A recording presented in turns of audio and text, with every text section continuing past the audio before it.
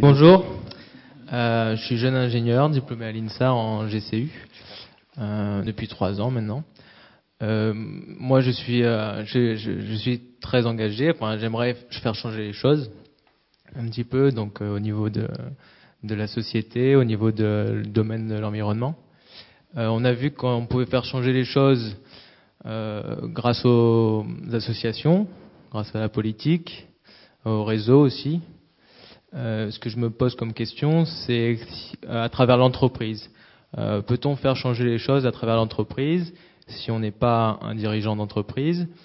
Parce que j'ai l'impression que l'entreprise est toujours... elle agit en fonction, enfin, poussée par des besoins économiques et non par un engagement sociétal ou environnemental. Et donc je voulais poser la question, je voulais parler en fait de est-ce qu'il faudrait pas avoir une autre vision de l'entreprise, du capitalisme, et notamment poser la question de l'entrepreneuriat social, par exemple. C'est-à-dire, quand vous prenez la parole dans une société, on se dit c'est peut-être un empêcheur de tourner en rond, comme on dit en France, où vous pensez qu'il est difficile de communiquer au sein d'entreprise pour faire avancer les choses, c'est ça?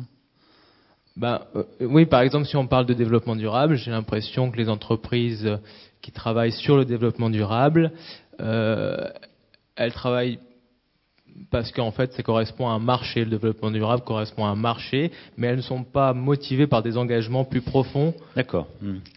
Claude Neuschwander. Je crois qu'il faut signaler qu'il existe, on le connaît mal, une deuxième économie qui s'appelle l'économie sociale. Dans cette économie sociale, vous avez les associations dont on a parlé tout à l'heure, vous avez les mutuelles, vous avez eu des banques coopératives, vous avez eu des coopératives agricoles, des mutuelles agricoles, et puis vous avez les SCOP, c'est-à-dire les sociétés coopératives ouvrières de production.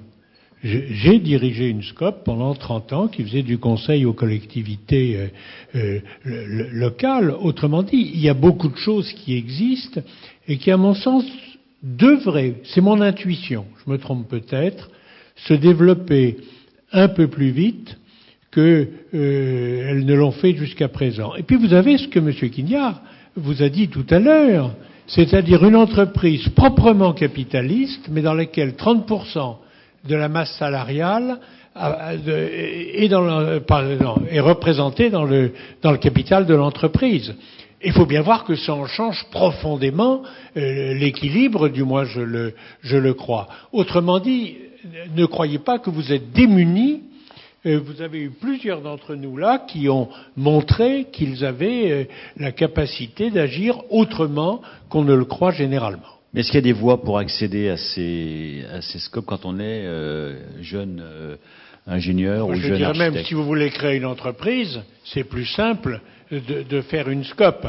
Reprendre une entreprise en difficulté pour en faire une scope, ça c'est très difficile. Je sais pas ce que vous en pensez, c'est déjà très une marche à suivre. Mais créer une scope, c'est facile, hein, et grandir. On est tous associés. Pendant 30 ans, tous les ans, j'ai été réélu PDG, et on me menaçait parfois un petit peu avant, tu vas voir, ça s'est toujours très bien passé. Sauf une fois où on m'a dit, pendant le conseil, on dit que dans une scope, c'est un homme, une voix. Faut quand même reconnaître qu'il y en a une plus grande gueule que les autres.